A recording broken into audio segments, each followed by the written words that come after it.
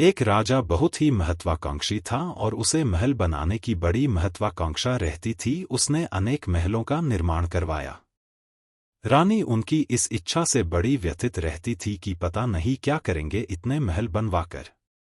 एक दिन राजा नदी के उस पार एक महात्मा जी के आश्रम के वहां से गुजर रहे थे तो वहां एक संत की समाधि थी और सैनिकों से राजा को सूचना मिली कि संत के पास कोई अनमोल खजाना था और उसकी सूचना उन्होंने किसी को न दी पर अंतिम समय में उसकी जानकारी एक पत्थर पर खुदवाकर अपने साथ जमीन में गड़वा दिया और कहा कि जिसे भी वो खजाना चाहिए उसे अपने स्वयं के हाथों से अकेले ही इस समाधि से 84 हाथ नीचे सूचना पड़ी है निकाल ले और अनमोल सूचना प्राप्त कर लेमवे और ध्यान रखे उसे बिना कुछ खाए पिए खोदना है और बिना किसी की सहायता के खोदना है, अन्यथा सारी मेहनत व्यर्थ चली जाएगी। राजा अगले दिन अकेले ही आया और अपने हाथों से खोदने लगा और बड़ी मेहनत के बाद उसे वो शिलालेख मिला और उन शब्दों को जब राजा ने पढ़ा तो उसके होश उड़ गए और सारी अकल ठिकाने आ गई।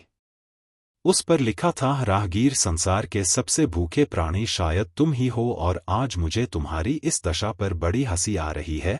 तुम कितने भी महल बना लो पर तुम्हारा अंतिम महल यही है, एक दिन तुम्हें इसी मिट्टी में मिलना है।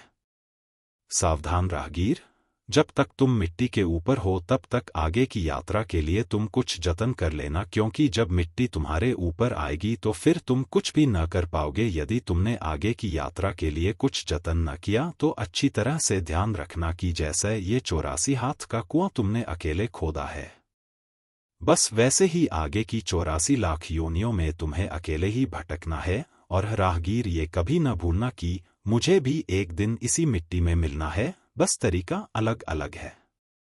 फिर राजा जैसे तैसे करके उस कुएं से बाहर आया और अपने राजमहल गया, पर उस शिलालेख के उन शब्दों ने उसे झकझोर के रख दिया और सारे महल जनता को दे दिए और अंतिम घर की तैयारियों में जुट गया।